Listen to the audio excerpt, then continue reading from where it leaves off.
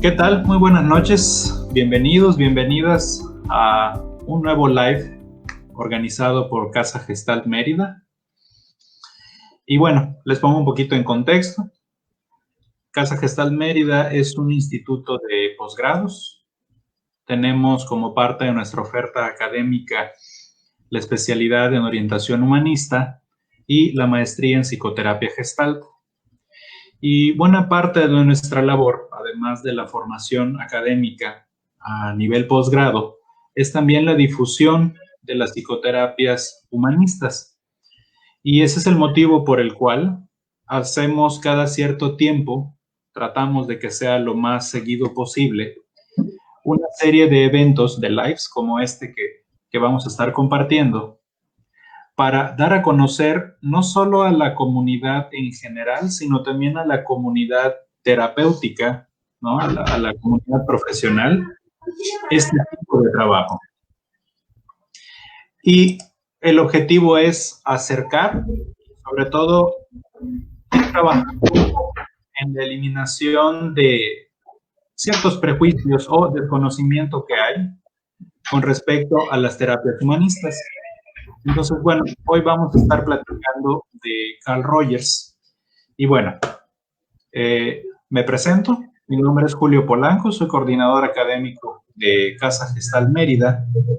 Y hoy vamos a estar platicando, al igual que en otras ocasiones, específicamente de Carl Rogers a cargo de una persona que es conocedora, experta en el tema, y es Marisa de Alba, es directora de Casa Gestalt Mérida.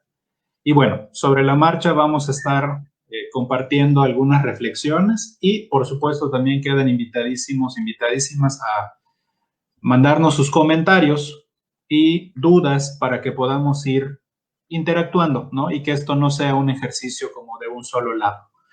Y de tal manera que podamos tener un diálogo que se pueda enriquecer cada vez más durante el transcurso de una hora, minutos más, minutos menos, ¿no? Pues Marisa, bienvenida. Hola Julio, pues buenas noches. Me da muchísimo gusto estar hoy con ustedes. Me da más gusto aún hablar de Carl Rogers, que es una figura, un personaje que para mí pues ha marcado mi vida en todos los sentidos, ¿no? En mi vida profesional, mi vida personal, laboral, diría yo, y pues para mí es un honor hablar de él hoy porque hay pocos espacios. Entonces cuando Julio y yo platicábamos de este espacio, la verdad es que me da mucha ilusión que se conozca a Carl Rogers y a su propuesta, que no solamente es aplicable a la psicoterapia, sino al ámbito laboral, al ámbito educativo, al ámbito familiar. Entonces, si tenemos gente ahora que no es psicóloga o psicoterapeuta, lo que les quiero decir es que la propuesta de Rogers abarca todos estos ámbitos por su humanidad y por su aparente sencillez, y que me parece bien importante retomarlo y difundirlo. Entonces, muy buenas noches y mucho gusto de estar aquí con ustedes en esta época de pandemia, donde Rogers creo que nos puede dar esperanza también. Sí, sin duda, ¿no? Bien, pues bueno, vamos a empezar con una pregunta, Marisa, y también a las personas que nos están acompañando, les invito a que mientras Marisa nos va explicando, ¿no? Y respondiendo a esta primera pregunta, si surge algún comentario, si surge alguna reflexión, algún cuestionamiento que quisieran plantear, pues es bienvenido. Repito, la idea es que podamos hacer este espacio más interactivo. Bien, Marisa, para irnos poniendo en contexto, ¿cómo describirías qué es el enfoque centrado en la persona de Carl Rogers? Bueno, voy a tratar de ser breve, porque en todas las preguntas creo que me podría extender. Bueno, la propuesta de Rogers me parece que es totalmente revolucionaria. Es un hombre que empieza a trabajar en un contexto donde predominaba el modelo médico y jerárquico, en donde los psicólogos, psiquiatras tenían la verdad, el poder, la razón, el diagnóstico, la interpretación, y él le da una vuelta de tuerca con esto, Por supuesto, nada fácil porque se le denomina un revolucionario social porque empieza a cuestionar todo el status quo de las ciencias médicas que tenían que ejercer un poder a través de esto, de la interpretación y del diagnóstico. Entonces, bueno, Carl Rogers empieza su trabajo más serio desde 1940 y tiene como su mayor auge en 1960. Él empieza hablando de la terapia no directiva, en donde lo que proponía es que el paciente o el cliente es el experto sobre su vida, es el experto en su vida y el terapeuta es un acompañante o facilitador de la trascendencia o del cambio, del bienestar del paciente, si se tenían 3 actitudes básicas, que era la empatía, el aprecio positivo incondicional y la autenticidad. Esas 3 actitudes son en las que está basado todo su enfoque. Y por supuesto que él inicia esta terapia no directiva y después cambia a enfoque centrado en la persona. Y como que se desarrolla en los años 60 en Estados Unidos, cuando se necesitaba una esperanza y una sensación de que el ser humano tenía los recursos y potencialidades para salir adelante. A diferencia de otros modelos y de las otras maneras de hacer terapia, la propuesta de Carl Rogers es que el ser humano tiende hacia la salud y hacia el bienestar. Y entonces, ahorita actualmente podemos hablar de resiliencia. O sea, yo resumiría mucho la propuesta de Rogers en que el ser humano tiene una tendencia innata a desarrollar sus potencialidades y a actualizarse aún en las circunstancias más adversas. Me parece que esa es la propuesta de Carl Rogers, es como volver a nuestras necesidades más instintivas, más organísmicas, porque pues vivimos mucho para cumplir las expectativas de los otros, para evitar los juicios, para sentirnos no amenazados y aceptados. Y él señala que el estado de aceptación positiva incondicional o aprecio positivo incondicional, la actitud, es no enjuiciar al otro y es ser altamente respetuoso de su perspectiva y de su vivencia subjetiva del mundo. Algo que me parece también que marca un parteaguas es que Carl Rogers abandona el modelo médico y retoma el modelo filosófico fenomenológico, en donde cada perspectiva es válida y única. No hay verdades, no hay leyes, y vamos a estar con el otro entendiendo su mundo y poniéndonos en los zapatos del otro. Y esto hace que inmediatamente dejemos de juzgarlo. Con estas actitudes, el ser humano puede integrarse, porque para Carl Rogers el ser humano se tuvo que dividir. O sea, cuando nacemos estamos integrados, cumplimos nuestras necesidades, podemos hacer lo que necesitamos hacer para satisfacernos, pero conforme vamos creciendo, el mundo, los papás, sobre todo al principio, después abuelitos, después parejas, después jefes, después el mundo en general, nos pide que nos adaptemos, que eso está bien, nos tenemos que adaptar al mundo, somos una relación organismo-entorno. Lo que pasa es que nos pasamos de tueste y entonces nos olvidamos del organismo y nos ajustamos muchísimo al entorno. Y esto nos vuelve personas rígidas, nos vuelve personas poco satisfechas con tal de ser aceptados por los otros. La propuesta de Rogers es que si generamos un ambiente con estas 3 actitudes básicas, la persona va a desbloquear estos atorones o estas divisiones que tiene y va a poder ser una persona más integrada y más autorrealizada. Y claro, esto no les gustó nada a los psicoanalistas, a los psiquiatras, a los conductistas, porque era una propuesta que le quitaba el poder al terapeuta y que implicaba una relación mucho más pareja e igualitaria con el otro. Y entonces fue altamente criticado porque se caía esta autoridad y se decía que entonces cualquiera podía ser psicólogo o terapeuta, ¿no? Eso diría que es la propuesta. No sé si fui clara, no sé si... No, sí, muy clara, digo, y amplia, ¿no? O sea, y me pongo a pensar ahorita que te escuchaba, Marisa, cómo de alguna manera él vino a romper con un paradigma dominante, ¿no?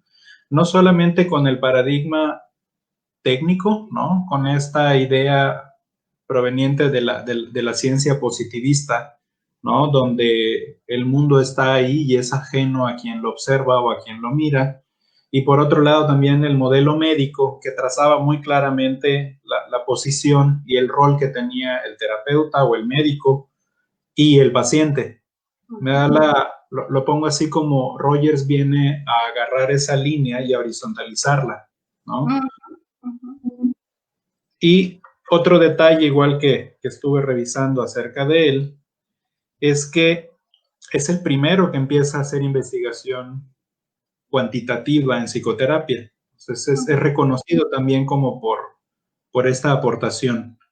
Me hace pensar en su formación previa, ¿no? Mucho más metodológica, una ciencia más proveniente de ciencias exactas, y cómo esto se lo lleva. O sea, me imagino que hasta para él fue un cambio de paradigma a nivel personal, el investigar y darse cuenta que las actitudes tenían un impacto en el otro. Sí, Julio, y yo digo que más se valía, porque si no comprobaba de manera cuantitativa, más o menos científica, sus estudios, no iba a tener credibilidad, porque lo que estaba diciendo se acerca tanto a lo humano y parece de una sencillez y de una obviedad, ¿no? Cuando yo enseño a Rogers, la gente al principio se me queda viendo como, o sea, ¿de verdad esto va a ser el cambio? Que yo sea auténtico, que yo no juzgue y que yo sea empático, de verdad, pero no voy a hacer un diagnóstico de esquizofrenia. Pero la pregunta siempre es, ¿pero cómo trata entonces la patología? Pero entonces no es un enfoque demasiado serio o poderoso. Entonces, claro, que lo que tuvo que hacer es, además de que él viene de una observación científica de la naturaleza, porque se dedicó mucho tiempo a la agricultura y hacía unos registros y observaciones muy precisos, creo que lo tuvo que hacer también para tener un lugar en esta comunidad y hacer que esta tercera fuerza, la psicología humanista, tuviera un lugar formal dentro de esta ciencia positivista, ¿no? Creo que hizo una gran labor y lo tenía que hacer para poder de verdad demostrar que la relación es lo que transforma, ¿no? Y hace una gran cantidad de experimentos con las diferentes corrientes, con diferentes métodos, y llega a la conclusión que más allá de cualquier enfoque, técnica o paradigma, lo que transforma es la relación que se construye con el otro. Por lo tanto, es aplicable a todos los ámbitos. Que a mí me ha gustado aplicarlo para la parte terapéutica, claro que sí, pero que si uno lo hace con sus hijos, lo hace con sus jefes, lo hace con sus empleados, lo hace con su pareja, lo hace como maestro, pues hace que la persona pueda sentirse escuchada, comprendida, no juzgada, ¿no? Cosas que nunca ha sentido en su vida. Y me lleva a pensar que es una propuesta muy amorosa. Mucha gente también dice que es una propuesta naif o ingenua, ¿no? Y que esto de que el hombre tiende a lo bueno es una quimera, es una fantasía. Porque hemos también querido pensar que en esta parte más oscura de la que somos herederos, ¿no? Y yo creo que están las dos, yo sí creo que están las dos, y yo creo que Rogers, por su contexto, tuvo que enfatizar la parte buena del ser humano, porque ya había demasiado malo, ¿no? Sí, sí, y creo que en un mundo tan mecanizado, tan materializado, tan cosificado, ¿no? Y con la tradición de la época en la que surge Rogers, donde pareciera que lo básico en el ser humano tenía un matiz un tanto oscuro, pues era fácil pensar que la aceptación fuera suficiente, ¿no? O sea, no me extraña que en un contexto así se pensara como algo ingenuo o como algo optimista, ¿no? Pero optimista como en en un sentido negativo, ¿no? Sí, claro. Y lo que Rogers propone es una confianza básica en que tenemos los recursos para salir adelante. Exacto. En un momento del mundo que hacía falta, y yo pienso que en este momento del mundo hace falta. Hace falta pensarnos con los recursos y con la capacidad de trascender y desarrollarnos a pesar de las dificultades que nos presente el entorno, ¿no? O la vida. Sí. Y fíjate, hay un comentario que me parece muy importante que hace Vanessa, maestra de Casa Gestalt. Vamos a ver si se alcanza completo aquí. Me parece muy, muy, muy importante. Sí, sí se ve completo. Dice, es bien interesante porque para Rogers regresar al instinto y al organismo era muy distinto de lo que se pensaba del psicoanálisis de Freud, en donde los instintos es lo negativo del ser humano. O sea, esta concepción que se hace del ser humano era completamente diferente para Rogers.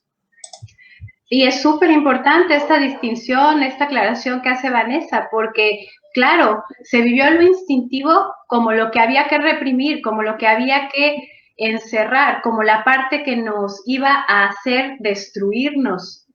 Y Rogers dice es que tenemos que volver a nuestro instinto para reconocer lo que necesitamos, porque nos hemos olvidado de esto. Entonces, sí, me parece una diferencia muy pertinente y que aporta mucho. Sí, sin duda, ¿no? Algunos otros comentarios. Cristi, alumna del primer semestre de la maestría, nos hace este comentario. Suena fácil, pero me he dado cuenta de lo profundo que es lo que él plantea y lo difícil que es ir afinando esas actitudes, ¿no? Sí, por supuesto. Es muy difícil. Se oye fácil, pero es bien bonito cuando alguien que se acerca al enfoque empieza a ver el gran trabajo personal que se requiere, poder estar sin querer dirigir al otro, sin querer enseñarle, sin querer aconsejarle, sin querer interrogarle, sin querer encontrar causas, sin querer cambiar su punto de vista, porque requiere de una seguridad y una confianza en el terapeuta que tiene que estar muy trabajado para poder acompañar al otro como un ser distinto a mí y que él descubra sus potencialidades con una escucha así de acompañante. Entonces sí, creo que es un trabajo arduo. Sí, y complejo, ¿no? Complejo porque de alguna manera es como casi automático. Me ha tocado escuchar a muchas personas que se están formando como psicólogos o como psicoterapeutas y hay una tendencia casi automática a pensar que hay una forma correcta y que incluso desde un muy buen lugar, ¿no? Desde una muy buena intención, tratar de dirigir a la persona hacia ese lugar mejor. A veces se utilizan palabras como más adaptativo, ¿no? Y justo escuchándote, Julio, pienso que Rogers lo que promueve es la responsabilidad. Es tú date cuenta y tú decide qué quieres hacer. Yo estoy contigo con lo que decidas hacer, incluso si te aporreas, incluso si tu decisión es equivocada, yo voy a estar contigo, pero tú te tienes que dar cuenta, no te voy a adelantar los pasos. Y por eso creo que es tan importante también para el ámbito personal, ¿no? Cuando un niño, hay un ejemplo muy lindo en un libro que se llama Cómo escuchar para que los niños hablen y cómo hablar para que los niños escuchen. Perdón, no sé si me equivoqué de título, pero si no, al ratito se los paso bien. En donde está un niño y le dice a su papá, papá, se me perdió mi tortuga. Y el papá muy rogerianamente le dice, ay, se te perdió tu tortuga, qué triste debes estar. Y él le dice, sí, porque era mi mejor amiga. Y el papá le dice, claro, los mejores amigos son importantes y perderlo es difícil. Y él le dice, sí, es muy difícil, pero una vez que hablé contigo me siento mucho mejor, ¿no? Esto es algo que no hacemos, porque generalmente un niño va a venir y va a decir, papá, se me perdió mi tortuga. El papá puede decir, no pasa nada, hay más tortugas, ¿no? O no hagas tanto, no te entristezcas tanto, es una tortuga. Invalidar la experiencia, ¿no? O mira, pues llevabas 2 días con tu tortuga, tampoco, ¿cómo puedes ser amiga de tu tortuga? Todo esto lo hacemos como papás, como parejas, descalificamos rápidamente la experiencia del otro, no por maldad, porque es nuestra respuesta más rápida, porque queremos que se sienta mejor, porque queremos minimizar el dolor. Algo que nos pasa muchísimo es que queremos minimizar el dolor, ¿no? Y es como, cuando alguien esté triste, quédate con esa persona en su tristeza. Cuando alguien esté alegre, quédate en esa alegría. Pero nos cuesta mucho trabajo, sobre todo con los sentimientos tristes, dolorosos, vergonzosos. Queremos que la gente salga de ahí, pero sin querer devaluamos o invalidamos la experiencia que está teniendo y esta persona se siente incomprendida. Lo que dice Rogers es, vamos a escuchar cuál es su perspectiva. Y desde la perspectiva de este niño, su tortuga era súper importante. Sí, claro. ¿Sí? Claro. Sí, es como regresarle el valor, ¿no? El valor subjetivo, el valor personal.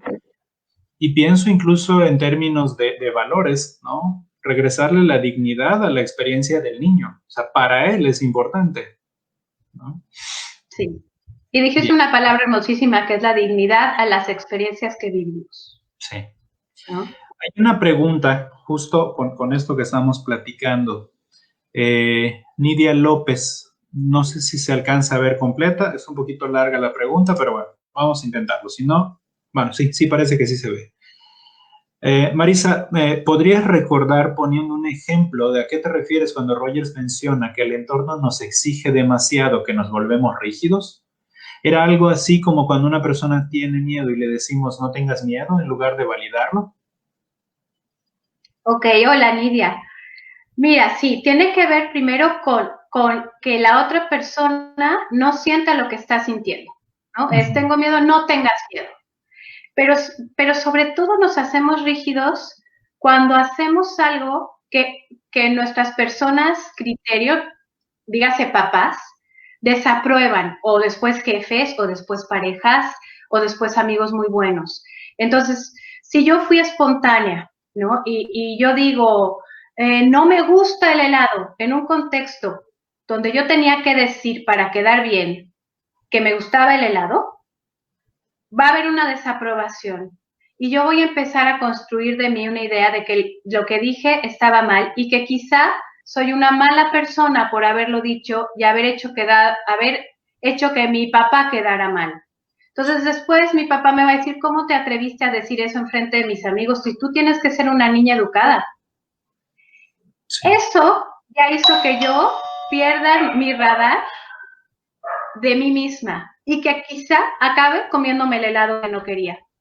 Y entonces, cada vez que se repite una situación en donde yo quiera decir algo que espontánea y honestamente no quiero, me va a venir a la cabeza esta desaprobación y esta tristeza que yo causé por no ser como mi papá esperaba, y voy a acabar comiéndome muchos helados en la vida, sin querer comérmelos.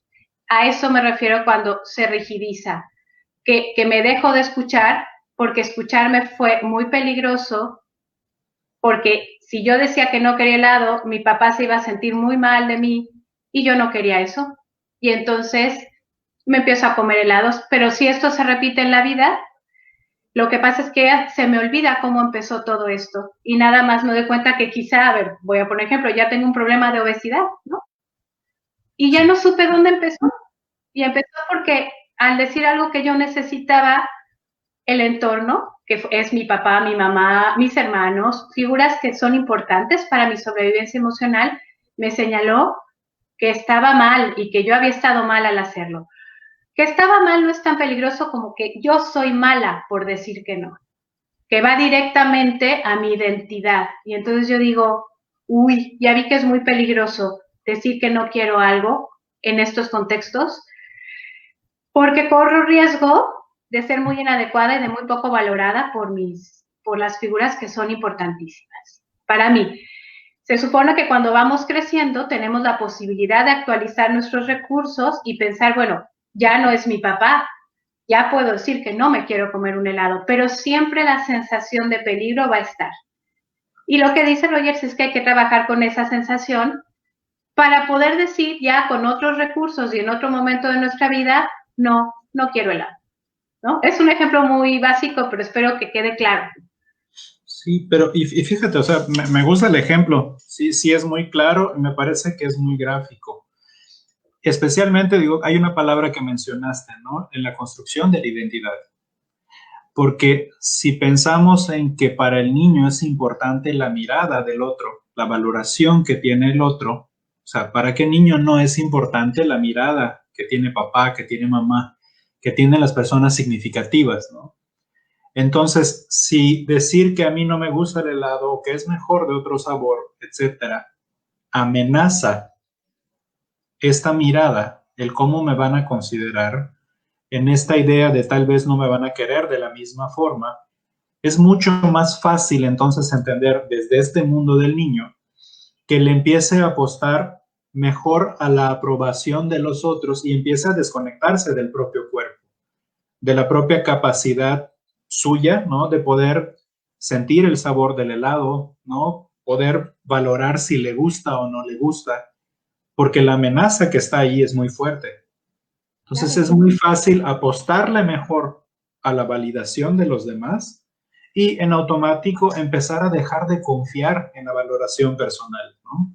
Creo que ahí viene buena parte Sí. de esta rigidez, ¿no? Sí, y sobre todo también que dudamos ya de nuestra percepción. Y esto es con los papás, Julio, pero con parejas. Tú vas a una cena y dices algo espontáneo y tu esposo o esposa o tu pareja te aprieta la mano, ¿no? Como, cállate. Eso no está bien decirlo. Hay una sensación de, uy, ¿no? Hay mucho miedo de Inadecuancia. inadecuación, de decir, chin, a lo mejor ya no me quiere por eso o ya está en peligro algo importante, ¿no? Hay mucho miedo porque dependemos de la mirada de los otros y somos capaces de cancelarnos con tal de agradar a los otros. Lo que Rogers dice es, tenemos que tener miradas cálidas y aceptantes para que el otro pueda ser y hacer lo que necesite.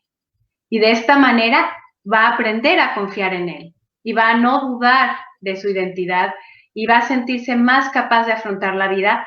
Y eso solo es posible si podemos ofrecerle un ambiente con estas tres actitudes en donde el otro pueda decir, haga lo que haga y diga lo que diga, hay un otro que me va a apreciar como soy y no tengo que cambiar nada. Y automáticamente eso hace que uno cambie. Cuando Sí, yo me siento realmente aceptado, entonces digo, entonces quizá puedo ser de otra manera. sí. Mira, la siguiente pregunta, digo, tal vez ya está respondida, no sé, pero me gustaría compartírtela para ver si hay algo más que quisieras agregar, ¿no? ¿Cuál consideras que es la principal aportación de Rogers a la psicoterapia? Sí, creo que está respondida.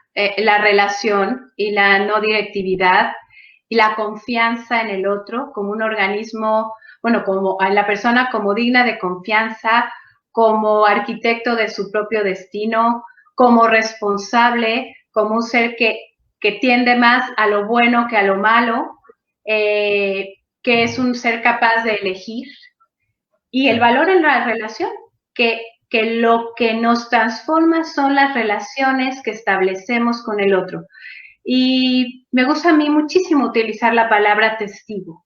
Yo creo que los terapeutas, los papás, los amigos, los hermanos, los maestros, podemos ser testigos de la vida del otro. Y yo creo que no hay nada más preciado que tener testigos, testigos como estos referentes que nos conocen y nos quieren por cómo estamos siendo, ¿sabes? Porque también hay esta parte de, tú ya no eres como yo te conocí. Pues no, qué bueno, porque nos vamos cambiando, ¿o no? Vamos transformándonos. Y un testigo creo que es aquel que te acompaña en la vida, viéndote y reconociéndote y validándote en esos cambios.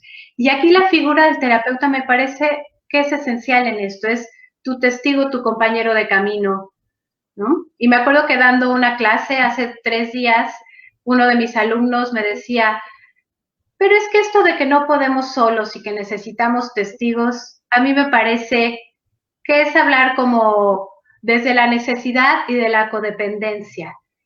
Y entonces vi claramente el paradigma moderno, el paradigma de yo puedo solo, yo no necesito a los demás, ¿no? Autosuficiente.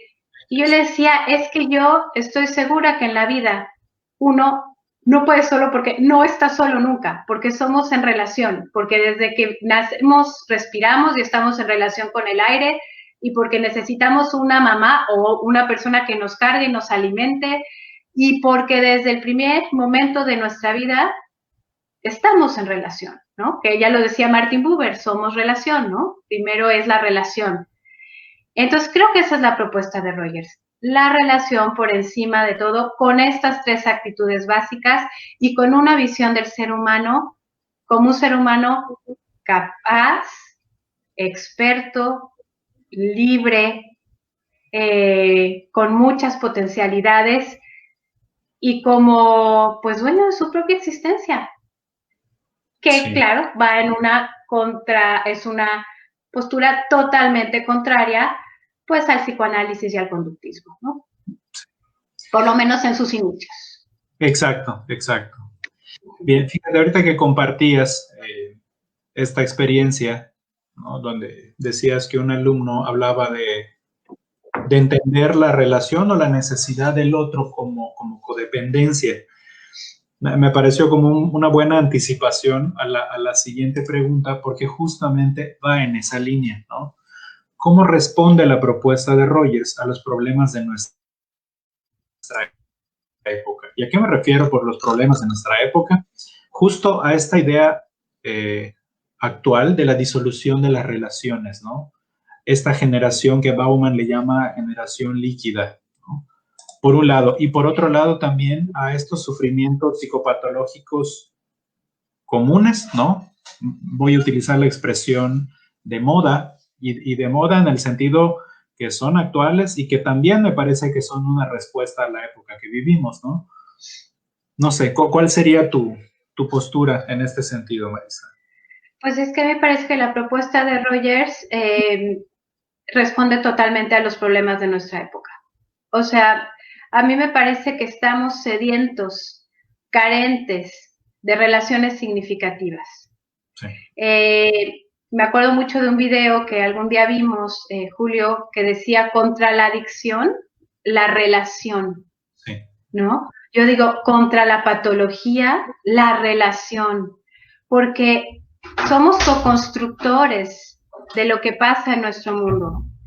Y yo creo que el aislamiento y la falta de relaciones honestas, auténticas, comprometidas, involucradas, nos está dejando en un desierto que por ratos pensamos que es mejor, porque claro, ya decía Sartre, el infierno son los otros, ¿no? Claro, o sea, es mucho más fácil en un sentido muy rápido decir, yo no tengo pareja, me acuesto a la hora que sea, como a la hora que sea, y con un otro, pues me tengo que ajustar a sus horarios, tengo que ver qué le gusta comer, tengo que hacer renuncias. Sí, por supuesto. Y entonces hay un mundo que tiende más hacia el egoísmo en las relaciones realmente involucradas, porque las redes sociales son relaciones que no se sienten en la carne, ¿no? Que no se sienten, que no se viven. Hoy escuchaba una investigación que se hizo respecto al tacto y la importancia del tacto en la sobrevivencia emocional, que esto está más que estudiado. Hay un señor que se dedica a acariciar en la sala de recién nacidos a los bebés prematuros. Y se ha comprobado que cuando los bebés son acariciados, crecen y se desarrollan mucho más rápido que los que no son acariciados.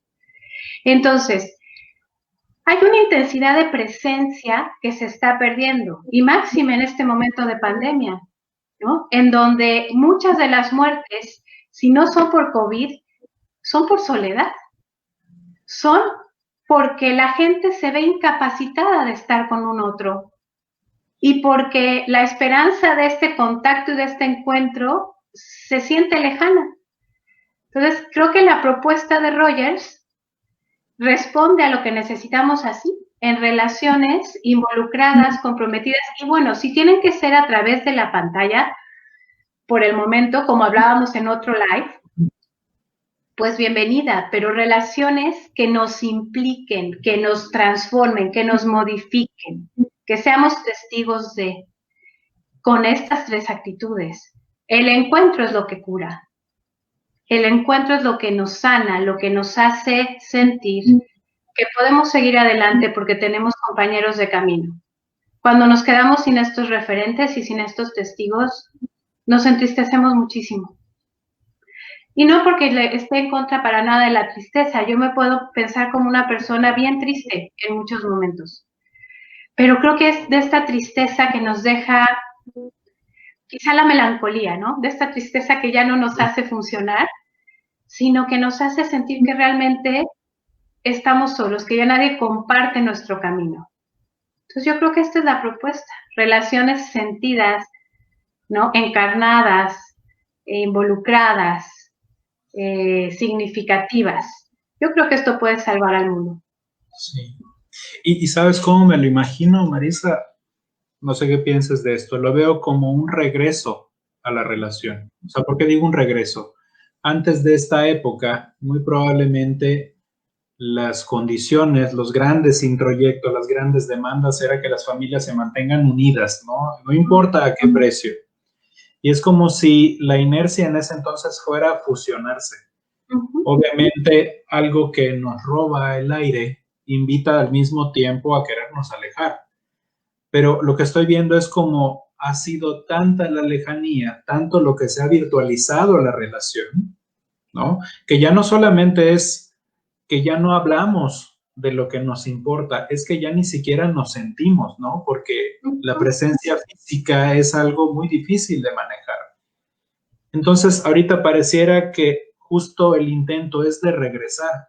Y digo, me encantaría pensar que la idea no es regresar otra vez a esta unión donde se disuelve o donde no se notan las líneas que me diferencian del otro, pero sí regresar al encuentro y regresar otra vez a la humanidad y aprender a sostener el encuentro con el otro, ¿no? Sin la edición que nos puede permitir un medio virtual, ¿no? Claro, esto que dijiste, sostener el encuentro con el otro, nutrirnos de ese encuentro y sostenerlo, porque hasta a veces creo que en lo presencial no podemos sostener el encuentro con el otro, ¿no? Este encuentro que empieza a hacerme sentir movido, cuestionado quizá, pero y también vivo, ¿no? Es como muy amenazante porque, como bien dices, nos empeñamos tanto en soltar que ahora ya no sabemos cómo recuperarnos, ¿no? Es como, y claro, que venía de esta gana de todos juntos y el que difiriera, traición, pero entonces nos fuimos al otro lado, sí, ¿no? Y entonces, ¿cómo le vamos a hacer para encontrarnos? Y qué gran reto tenemos ante esta pandemia, en donde en el aislamiento encontramos seguridad, no nos contagiamos, el otro es el enemigo. Y tenemos un reto enorme ahora de volver a construir las relaciones sin miedo, ¿no? O sea, creo que ahora tenemos un plus más de trabajo. Sí, sí, es que cuando lo pones así, me parece como la sintomatología de la pandemia es tan, pero tan representativa de la época, donde el otro es una amenaza, donde la cercanía física del otro es una amenaza, ¿no? Entonces me parece una metáfora brutal, ¿no? Dramática, pero muy clara, muy representativa justo de la época. Sí, y ahora que lo dices, y hasta me dio como algo en la panza, ¿no? Como decir, uy, sí, porque es como aislarnos, desnutrirnos, Sí. y no sé, y entristecernos, ¿no? O sea, pero quedarnos como así, como un poco desarmados, ¿no? Sí, totalmente. Bien.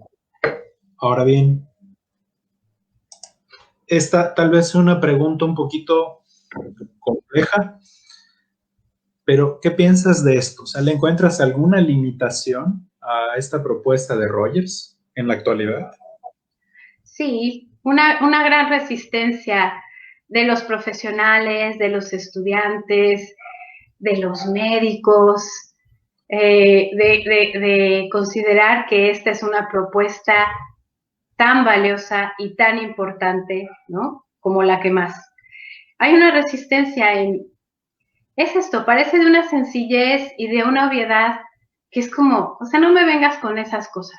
Sí, claro. O sea, ¿qué es eso? Eso no es una intervención terapéutica. En muchas de mis clases es bien interesante, me topo mucho con alumnos que dicen, pero es que eso es como, pues es súper ligero, es como en realidad, pues, ¿para qué estudias para hacer eso? Hay una descalificación en una propuesta más humana, más filosófica y más cercana, ¿no? Porque algo que pasó lo que pasó con la filosofía es que de ser algo muy cercano se hizo súper elitista. Lo que pasó con la psicología es de ser algo muy cercano se hizo súper elitista. Hasta hablar en términos raros que la gente no entiende, como para marcar la diferencia entre los que sabemos y los que no sabemos. Y entonces viene Rogers con un lenguaje muy accesible, muy humano, desde una postura más filosófica de entender la perspectiva del otro. Y entonces la resistencia es altísima porque se sigue atacando a las jerarquías, al status quo, a las formaciones en donde hay que formar expertos sobre la vida de los demás y sobre los dolores de los demás. Y esto nos sigue asustando, imagínate, Julio. Él hace su propuesta clara en 1960, a Rogers le dejan de hablar por proponer esto, se queda muy solo en el gueto académico, prácticamente él trabaja solo, porque era totalmente amenazante su propuesta de decir, hay que confiar en el otro y hay que ser acompañantes de camino del otro. Y todas las entidades patológicas, todos los grados, todo parecía cuestionable, ¿no? Y no porque no, o sea, creo que algo importantísimo es, por supuesto que hay que estudiar y ser muy profesional para ser rogeriano. Sí. Pero eso no implica ponernos por encima del otro. Y creo que esa es la gran resistencia, que todavía las universidades forman mucho en yo sé y tú no sabes, en estas cosas no van a hacer cambios estructurales en la personalidad. Un modelo médico que puede diseñar muchísimo esto. Y creo que eso es la resistencia a la que se está enfrentando y se enfrentó el enfoque centrado en la persona.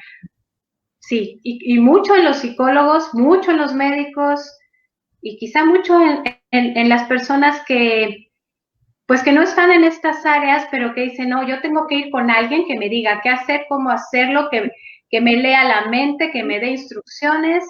Y si encuentro a alguien que me diga cómo hacerle con mi vida, sin que yo tenga que responsabilizarme mucho, mejor. Sí, un proceso que implica toma de conciencia, tiempo, reflexión, responsabilidad, elección. Ay, no quiero eso. Otra vez, la sintomatología de nuestra época es la rapidez. Entonces, a mí no me vengas con procesos rápidos. Tú, quítame lo que me está doliendo, quítame la ansiedad, quítame la depresión. Cuando esto se formó con muchos años de vida. Es cuando yo digo, ¿cómo quieres transformarte en una hora semanal lo que se construyó en tantos años? ¿No? Pero hay una rapidez y una gana de no ser conscientes y reflexivos acerca de nuestra propia vida. Entonces también eso impacta. Sí. Y que se formó además justo en un contexto enajenante, o sea, en un contexto que invita también a esta desconexión. Entonces es un síntoma, por un lado, molesto, no tengo la menor duda de eso, pero por otro lado también como una respuesta, es un síntoma adaptativo para poder estar en un mundo desensibilizado, desconectado, ¿no? Pero sí, o sea, al final del día, esta forma de adaptación también nos pasa la factura. Entonces claro. Pienso como, por un lado, sí es cierto, ¿no? En un mundo actual que pareciera que le apuesta tanto a la técnica, a la certeza, ¿no? A que yo pueda constatar que hay una validez empírica de esto que tú estás haciendo, o sea, si no hay esa sustancia, pareciera que el solo hablar y el revisar mi experiencia no es tan significativo. Y me lleva a pensar en más que una limitación de la propuesta, es que la propuesta es difícil que pueda encajar en un entorno donde se espera precisamente ese tipo de sustancia. Totalmente. Y esa rapidez, y claro que la propuesta de Rogers es decir, encontrémonos. Y si a lo que le estamos huyendo es a las relaciones como de un poquito más larga duración y de más encuentro y de más profundidad, pues sí, está yendo bastante en contra de de lo que estamos viviendo actualmente. Y entonces, pues requiere una gran convicción y es un gran reto, pero a mí me parece que es fundamental tomarlo. Sí. Perfecto. Ahora bien, tal vez igual de alguna manera esta siguiente pregunta ha empezado como a tener contexto o a responderse, ¿no? ¿Por qué consideras que Rogers no ha tenido tanta difusión ni tanto peso en los ámbitos terapéuticos? Y yo también diría en los ámbitos académicos, ¿eh?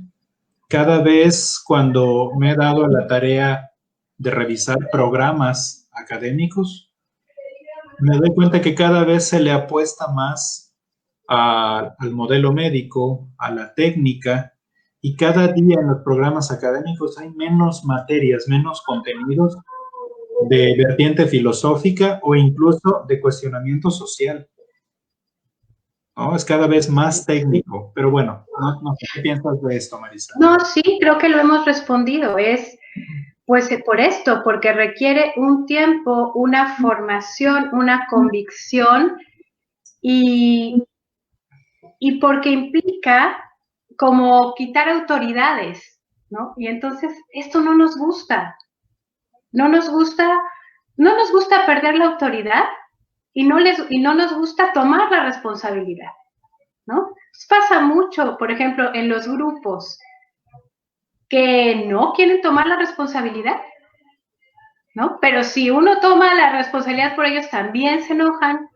Entonces, hay una como contradicción, ¿no? Porque queremos formar personas responsables en todos los sentidos, pero no nos animamos a soltar y a confiar en ellos, y ellos no se animan a confiar y a hacerse responsables.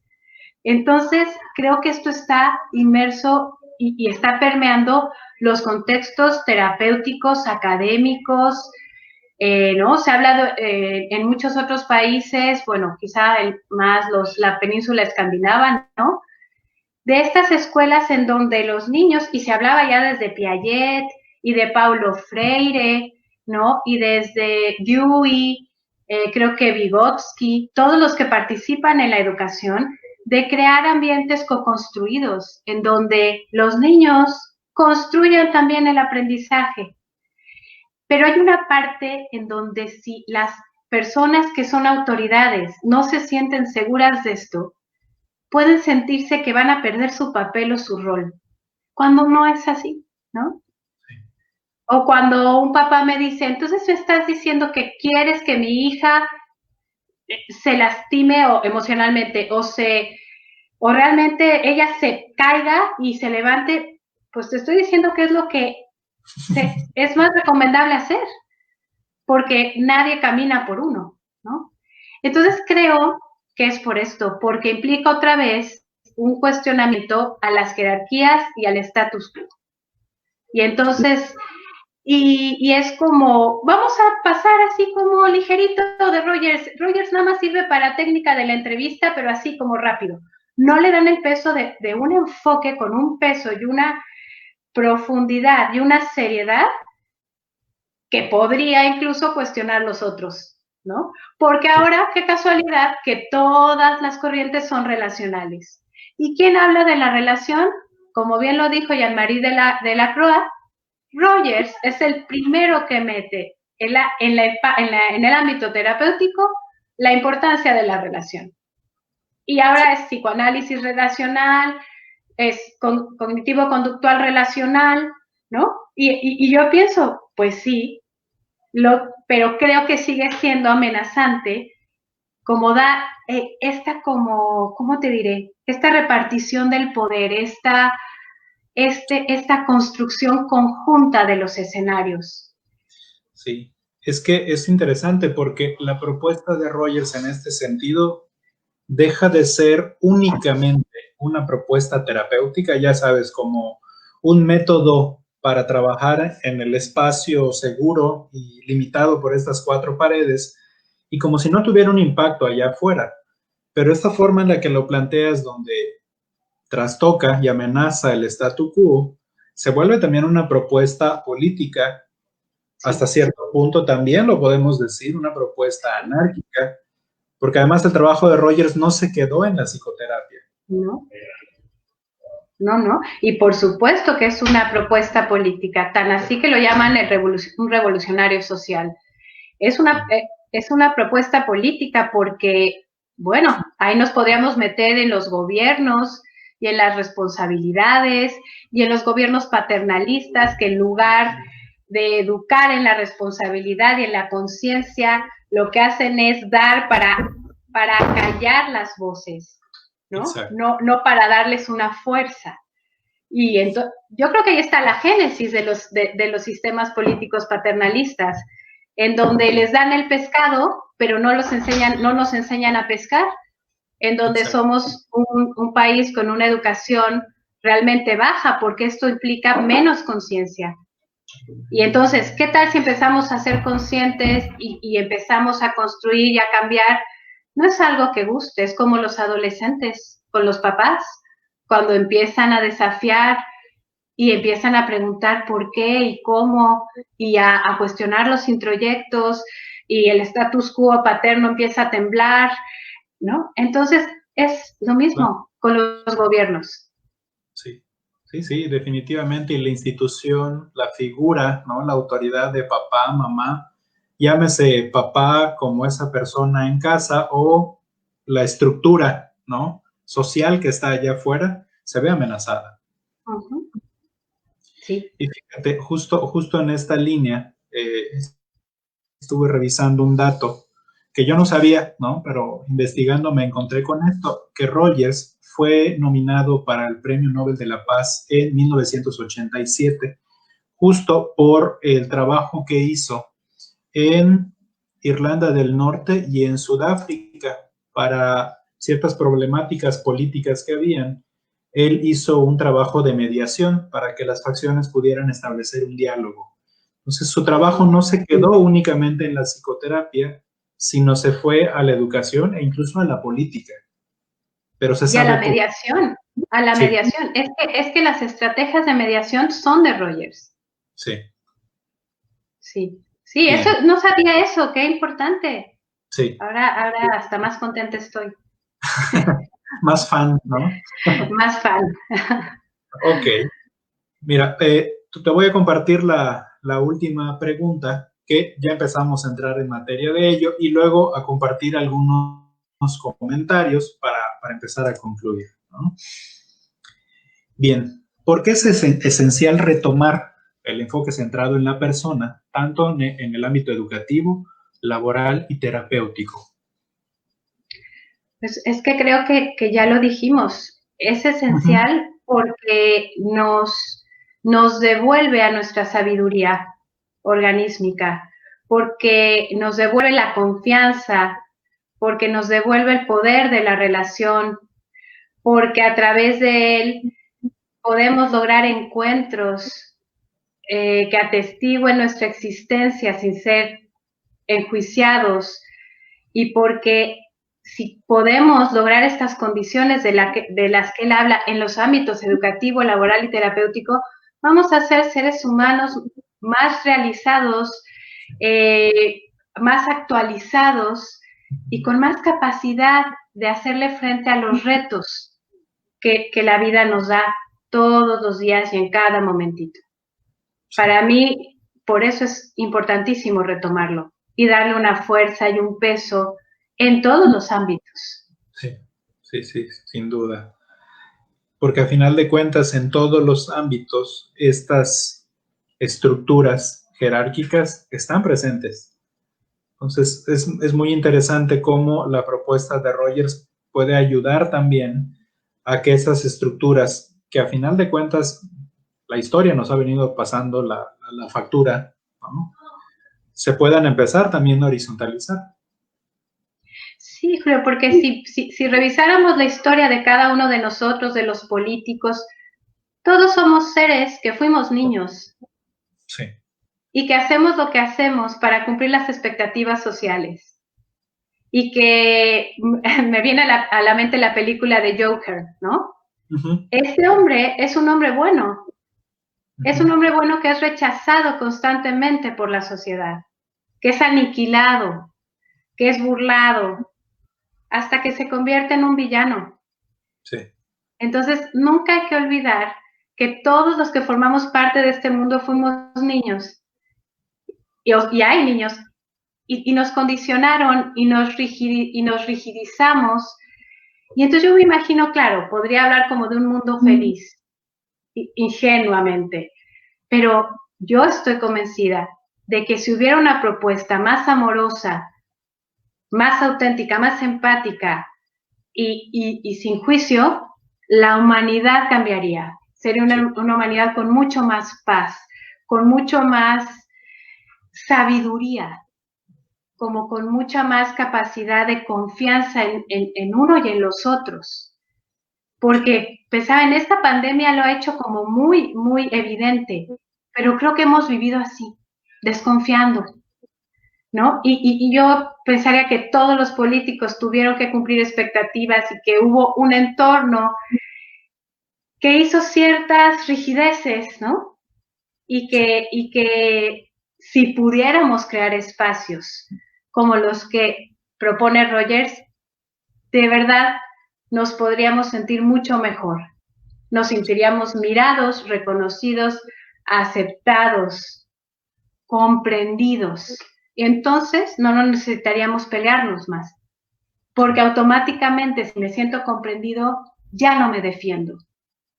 Y si no me defiendo, no ataco las diferencias, porque no tengo nada que defender, porque soy aceptado y soy capaz de validar las diferencias de los demás. Sí. Y entonces su propuesta podría ser maravillosa porque es amorosa, pacifista, de crecimiento, de transformación y de trascendencia. Sí, sí, y muy interesante porque, no sé, retomo y voy recordando lo que platicábamos al principio, porque a final de cuentas tampoco es un idealismo ingenuo. No. Bien. Ok, mira, hay varios comentarios, voy a tratar de ir resumiendo algunos, que son muchos. Y Christy Chi pregunta, ¿este modelo de Rogers tendría que ser utilizado por terapeutas con ciertas características de personalidad? Es un poquito más extensa su pregunta, pero básicamente plantea esto, si pudiera haber como esta disonancia entre una persona un tanto más rígida, más estructurada, más controlada y que al mismo tiempo pudiera ser un terapeuta rogeriano. Por ahí a grandes rasgos va su pregunta. Yo creo que las actitudes son como todo el tiempo podemos aprender a ser de esta manera si convivimos con personas que nos la modelan y si creemos en el enfoque. O sea, creo que cualquiera que decida creer en este enfoque puede trabajar en sus actitudes. No creo que esté como les digo, como definido por cierta estructura de la personalidad. No, otra vez volveríamos a lo determinista. ¿Tú confías en este enfoque? ¿Estás dispuesto a querer vivirlo y experimentarlo? Quizá te tome más tiempo. Ahora, si no, si de plano va en contra de todo lo que piensas, sientes, vives, pues no. Pero si quieres confiar en él, claro que puedes desarrollar estas actitudes. Quizá toma más tiempo. Sí. Y es que creo que justo por eso Rogers habla de actitudes y no de técnica, ¿no? Sí. Porque entonces si fuera solo una técnica que se replica, tal vez sería como, entre comillas, más fácil llevarlo acá en la práctica, ¿no? Pero si no es algo que se vive desde esta congruencia personal, es imposible que se convierta en una actitud. No, porque entonces resulta falsa y resulta inauténtica, como queriendo hacer algo que no me sale y que no siento. Es la dificultad, que la actitud se vive, se experimenta y se ensaya y se practica, ¿no? Pero no como una técnica de ABC, sino como una actitud de vida, ¿no? Como una cuestión que se vive y que se siente. Entonces también por eso tiene una complejidad, pero muy rica, ¿no? En la parte de entrenamiento. Uh-huh.